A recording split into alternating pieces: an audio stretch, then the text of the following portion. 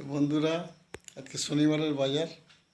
তো দেখো আমাদের দিদিভাই মুড়ি খাওয়ার জন্য কী করেছে। আমি আজকে খাবার কিছু কিনে আনিনি, দেরি হয়ে গেছে বলে। এখানে গাজর, টমেটো, কাঁচা লঙ্কা, শসা সব রকম দিয়ে বানিয়েছে। আর এই যে মুড়ি, এই যে মুড়ি এর সঙ্গে মিশ্রণ হবে।